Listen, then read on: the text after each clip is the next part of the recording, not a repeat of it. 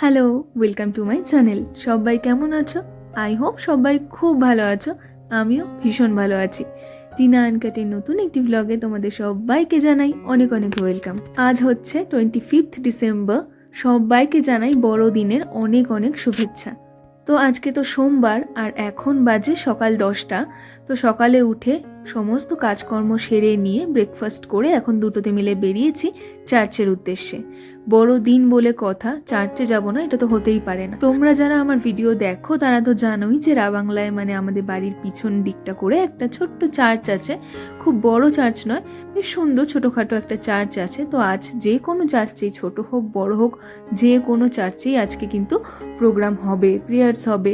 তো সেগুলো দেখার জন্যই কিন্তু সকাল সকাল কাজকর্ম সেরে চার্চের উদ্দেশ্যে রওনা হয়ে গেছি। আর আজকে সকাল থেকে ওয়েদারটাও না খুব সুন্দর। দেখো চারিদিকটা একদম রোদে ঝলমল করছে, আর ওই যে দূরে কাঞ্চনজঙ্ঘার পিকগুলো কিন্তু একদম ক্লিয়ার। তো তোমাদের সঙ্গে গল্প করতে করতে আমরা কিন্তু প্রায় চলেই এসেছি। আর আমাদের রুম থেকে চার্চ কিন্তু খুবই সামনে, পাহাড়ি রাস্তায় হেঁটে আসতে ওই ধরো 5 থেকে 10 মিনিট মতন সময় লাগে। তো আমরা টুকটুক করে হেঁটে হেঁটে কিন্তু চলেও এসেছি একদম চার্চের সামনে। প্রায় মনে হচ্ছে 1 থেকে 1.5 বছর আগে এদিকটাতে এসেছি। ছাদ থেকে দেখতে পাওয়া গেলেও এদিকটাতে কিন্তু প্রায় অনেকগুলো দিন হয়ে গেল আসা হয়নি।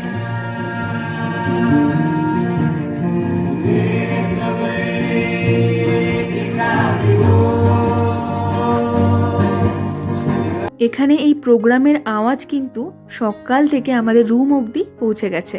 তো তখন থেকেই খালি ভাবছি যে কখন কাজকর্ম সারবো আর কখন চার্চে যাব। তো ফাইনালি চার্চে এসে পৌঁছেছি।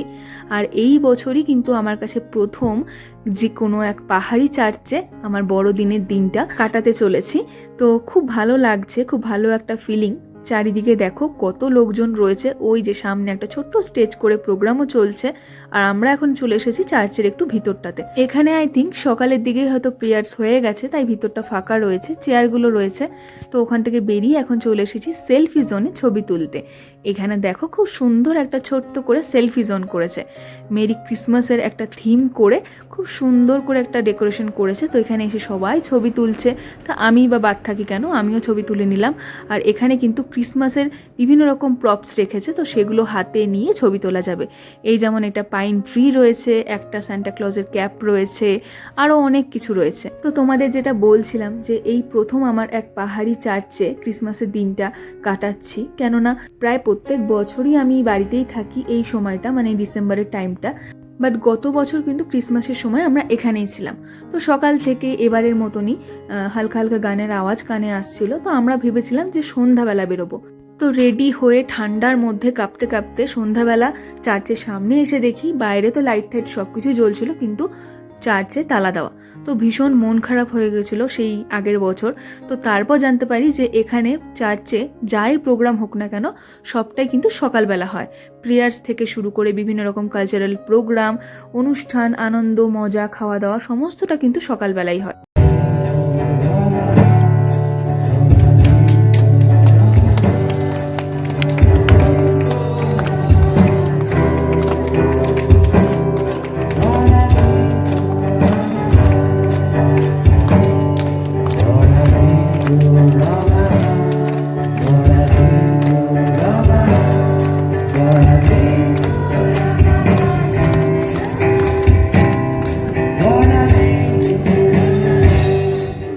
সেই বছর তো ভীষণ মন খারাপ হয়েই যায় যে এত সামনে থেকেও চার্চের প্রোগ্রাম কিছুই দেখতে পেলাম না, সবটাই মিস করে গেলাম।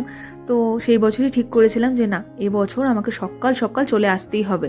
আর আমাদের ওদিককার চার্চগুলোতে যেমন আমরা সন্ধ্যাবেলাতেও যাই, চার্চে প্রোগ্রাম দেখি, ক্যান্ডেলস জ্বালাই, প্রে করি। তো আমার সেরকমই একটা আইডিয়া ছিল হয়তো রাত্রিবেলা চার্চ খোলা থাকবে, হয়তো আমরা প্রোগ্রাম দেখতে না পারি, অন্তত ভিতরে ঢুকতে পারবো। এসে যে চার্চটাই বন্ধ দেখবো এটা কিন্তু একেবারেই আশা করিনি। তো হয়তো ঠান্ডার জায়গা বলেই সমস্ত অনুষ্ঠান সকালবেলাই হয়ে যায়। তো যাই হোক, এবছর যে আমি বড়দিনের প্রোগ্রাম এখানে অ্যাটেন্ড করতে পেরেছি এটাই আমার কাছে ভীষণ বড় একটা ব্যাপার। তো দেখো প্রোগ্রামই দেখছিলাম, তো এসে আমাদের হাতে এরকম করে 2টো করে টফি দিয়ে ওনারা চলে গেলেন। তো বেশ ভালো লাগছিল। আর এরই মধ্যে কিন্তু ওনারা নিয়ে এসেছে কেক। তো ক্রিসমাস বলে কথা, কেক ছাড়া তো ইনকমপ্লিট, তো সেই জন্য সবাইকে কেকও দিয়ে দিল। আর এই যে রুমটা দেখতে পাচ্ছ, এখানে দুপুরের লাঞ্চের ব্যবস্থাও কিন্তু করা হয়েছে। তো এখানে যারা ছিলেন তারা আমাদেরকে অনেকবার করেই বলছিলেন যে এখানে লাঞ্চটা সেরে যাওয়ার জন্য।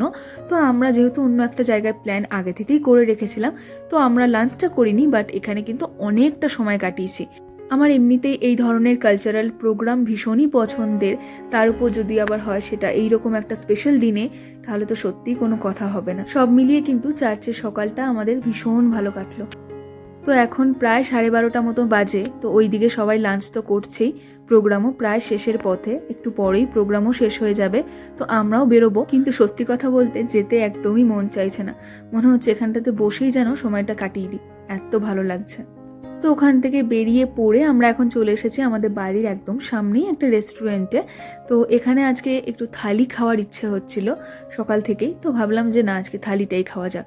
প্রচুর চাইনিজ খাওয়া দাওয়া তো হয়েই থাকে, থালিটা সচরাচর খাওয়া হয় না, তো ভাবলাম আজকে একটু নেপালি থালি খাবো। তো আজকের ওয়েদারটা না সকাল থেকে বেশ ভালোই কিন্তু দিচ্ছে। দেখো এখন প্রায় 1:30 মতো বাজে, এখনও কিন্তু চারিদিকে একদম রোদে ঝলমল করছে। এই জিনিসটা দেখো কি সুন্দর না দেখতে। আমি তো প্রথমে দূর থেকে দেখে সত্যি করে পাখির বাসাই ভেবেছিলাম, তারপর ভালো করে দেখে বুঝি যে না, এটা আর্টিফিশিয়াল। কিন্তু দেখে সত্যিই বোঝার উপায় নেই, কি সুন্দর লাগছে দেখতে। কিন্তু কতগুলো পাখি একসাথে বসে রয়েছে, অপূর্ব লাগছে দেখতে। এই রেস্টুরেন্টটা তোমাদের সকলেরই প্রায় পরিচিতই, এখানে আমরা প্রায়ই আসি, বিকেলে টুকটাক স্ন্যাক্স খেতে আসি, চাইনিজ খাওয়া দাওয়ার হলেও এখানে আসি। তো আজকে একটু নেপালি থালি খেতে ইচ্ছে করছিল। তো এই যে দেখো, ফাইনালি গরম গরম নেপালি চিকেন থালি আমাদের কিন্তু দিয়ে চলে গেছে। তো অনেক কিছুই ছিল নেপালি চিকেন থালির মধ্যে, এর আগেও একবার খেয়েছিলাম, তখনই খেয়ে আমার এত ভালো লেগেছিল যে ভেবেছিলাম আরেকবার ট্রাই করতেই হবে। তো এই যে এখানে রয়েছে এখানকার একটা নেপালি চাল, এই চালটার কি নাম আমি জানি না, কিন্তু খেতে ভীষণ সুন্দর। তার সঙ্গে রয়েছে উচ্ছে আলু ভাজা, একরকম পাহাড়ি শাক ভাজা, একটা ডাল রয়েছে, তার সঙ্গে রয়েছে চিকেনের ঝোলটাও খুব টেস্টি হয় খেতে, আর লাস্টে ছিল হচ্ছে পাঁপড় ভাজা। আর এই যে একটা দেখছো আচার, এখানকার নেপালি লোকেরা এটা কিন্তু প্রত্যেকেই ঘরে ঘরে বানায়, এটা দিয়ে নাকি শাক খেতে ভীষণ ভালো লাগে। তো এইটা আমি নিয়ে নিয়েছি, সঙ্গে একটু শাক দিয়ে মেখে দারুণ লাগে খেতে। তো চলো বড়দিনের দুপুরে নেপালি চিকেন থালিটা দুজনে মিলে এনজয় করি। তো এখন বাজে বিকেল 5টা মতন। তো খাওয়া দাওয়া করে এসে বসে একটু রেস্ট করছিলাম, তো ভাবলাম না, এবার একটু কেকটা বানানোই যাক। বড়দিন বলে কথা, কেক না বানালে চলবে না। তো সমস্ত কিছু প্রিপারেশন রেডি করে সমস্ত সরঞ্জাম নিয়ে লেগে পড়েছি কেক বানানোর কাজে। তো বানাচ্ছি হচ্ছে 2টো কেক, এটা হচ্ছে আমার একটা ভ্যানিলা প্লাম কেক, আর একটা বানাবো হচ্ছে ডার্ক চকলেটের ড্রাই ফ্রুটস কেক। তো এইটা মোটামুটি আমার ব্যাটার রেডি করে সমস্ত কিছু রেডি করা হয়ে গেছে। তো এটা আমি গ্যাস ওভেনে করছি এই কেকটা। আর একটা যে কেক আছে চকলেট কেকটা, সেটা করব হচ্ছে ওটিজিতে। তো এই যে এটা আমি এখন বসিয়ে দিলাম সমস্ত কিছু প্রিপারেশন রেডি করে, ওটা হতে প্রায় এখন ধরো 45 মিনিট মতন লাগবে। তো এই ফাঁকে আমি এইদিকে যে আমার চকলেট কেকটা আছে তো সেটাকে রেডি করে নিই। তো দেখতেই পাচ্ছ ড্রাই ফ্রুটসের কিন্তু কোনো কম নেই, সমস্ত ড্রাই ফ্রুটস দিয়ে ভালো করে কিন্তু কেকটা বানাচ্ছি। তো বড়দিনের কেক ড্রাই ফ্রুটস ছাড়া কিন্তু ভাবাই যায় না। তো এই যে এইদিকে চকলেট কেকটা রেডি হচ্ছে, আর ওইদিকে কিন্তু ভ্যানিলা কেকটা অলরেডি আমি বসিয়ে দিয়েছি। তো চলো এটাকেও আমি এবার ব্যাটারটা রেডি করে নিয়ে এরকম একটা স্কোয়ার টিনের মধ্যে দিয়ে দিয়েছি। তো এর উপরও আমি ভালো করে যা যা ড্রাই ফ্রুটস আছে সমস্ত কিছু দিয়ে দেব। ড্রাই ফ্রুটস ছাড়া কিন্তু সত্যি কথা বলতে বড়দিনের কেক ভাবাই যায় না।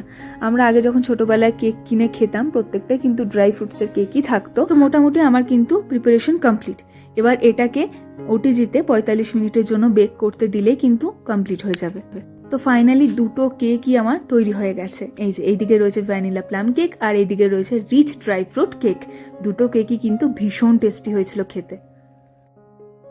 এখন প্রায় 6:30 মতো বাজে। তো কেক বানিয়ে একটু কেক মুখে দিয়ে কিন্তু এখন আবার বেরিয়ে পড়েছি। এই যে দেখতেই পাচ্ছ রাত্রিবেলা এরকম একটা ঠান্ডার মধ্যে সবাই কিন্তু আগুন পোয়াচ্ছে, কি ভালো লাগছে না দেখতে এই জায়গাটা। আর ওই যে দূরে যে দেখতে পাচ্ছ আলো জ্বলছে, ওটাই কিন্তু চার্চটা। তো চার্চে বাইরে তো খুব সুন্দর করে আলো দিয়ে সাজিয়েছে। তো এখন আমরা কোথায় যাচ্ছি সেটাই হচ্ছে প্রশ্ন। তো কোনো রকম কোনো প্ল্যানিং ছিল না আমাদের এই সন্ধ্যাবেলা বেরোনোর। তো আমার বান্ধবী ফোন করে হঠাৎ করে বললো যে রেডি হও, একটু বাইরে থেকে ঘুরে আসি। তো ঠান্ডার মধ্যে প্রথম কথা তো ইচ্ছে করছিলই না, তারপর ভীষণ জোরাজোরি করাতে ভাবলাম যে না যাই, একটু ঘুরে আসি।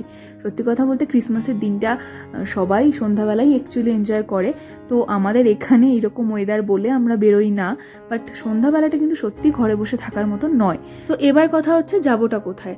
তো আমাদের ওদিকে তো বেরোনোর তো অনেক জায়গা আছে, তো এখানে তো সন্ধ্যাবেলা বেরোনো মানে হচ্ছে ওই এক রেস্টুরেন্টে বসে একটু কিছু খাওয়া দাওয়া করা। তো সেরকমই প্ল্যানিং হলো যে কোনো এক রেস্টুরেন্টে বসে একটু কিছু স্ন্যাক্স খাবো, দিয়ে চলে আসবো।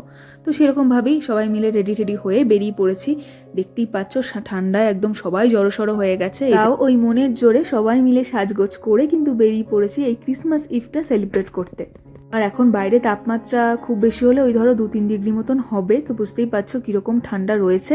তো তার মধ্যেও প্রায় 2-3টে মতো জ্যাকেট চাপিয়ে বেরিয়ে পড়েছি।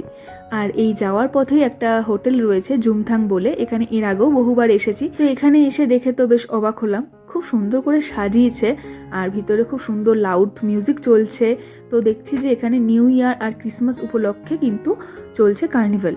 তো এখানে এন্ট্রি ফি এর ব্যবস্থা করা হয়েছে, ভিতরে খাওয়া দাওয়া থেকে শুরু করে বাকি সমস্তটাই নাকি প্যাকেজ সিস্টেম। তো বেশ ভালো লাগলো। তো যেহেতু 1 জানুয়ারি অবধি চলবে, তো দেখা যাক যদি আসতে পারি।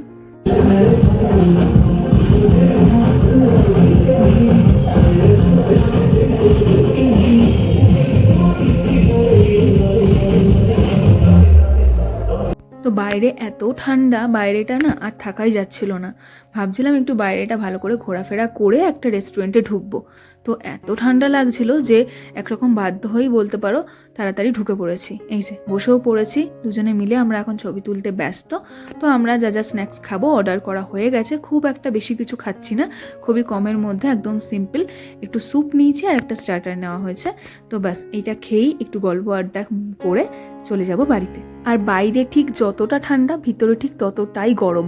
ভিতরটা একদম খুব সুন্দর গরম হয়ে রয়েছে। তো খাবার অর্ডার করার 15 মিনিটের মধ্যেই আমাদের খাবার সার্ভ করে দিয়েছে। এই যে এখানে রয়েছে চিকেনের একটা স্টার্টার, এটা হচ্ছে চিকেন ড্রাই ফ্রাই। আর স্যুপের মধ্যে অর্ডার করা হয়েছিল এই ঠান্ডায় সব থেকে উপযোগী ক্রিমি মাশরুম স্যুপ। এটা আমার ভীষণ পছন্দের, এই ঠান্ডায় তো ভীষণই ভালো লাগে খেতে। তো উপর থেকে হালকা একটু ব্ল্যাক পেপার দিয়ে দিলাম। তো চলো এখন এই স্যুপটা তার সঙ্গে এই চিকেনের স্টার্টারটা এনজয় করি সবাই মিলে। ওভারঅল আজকে এই ক্রিসমাসের দিনটা কিন্তু আমার ভীষণ ভালো কাটলো। তো এখন খাওয়া দাওয়া করে আমি একটু বাইরেটাতে এসে দাঁড়িয়েছি, ওইদিকে ওরা ভিতরে একটু বিলটা পেমেন্ট করছে। তো আমি তোমাদেরকে একটু বাইরে থেকে দেখাচ্ছিলাম রেস্টুরেন্টটা। এবারে আর কোথাও নয়, সোজা বাড়ির দিকে রওনা দেব। তোমাদের ক্রিসমাসের দিনটা কেমন কাটলো আমাকে কিন্তু অবশ্যই কমেন্ট করে জানিও। তো আজকের মতো এই পর্যন্তই। সবাই ভালো থেকো, সুস্থ থেকো, ফিরে আসবো আবার নতুন ভিডিও নিয়ে। Till then, tata.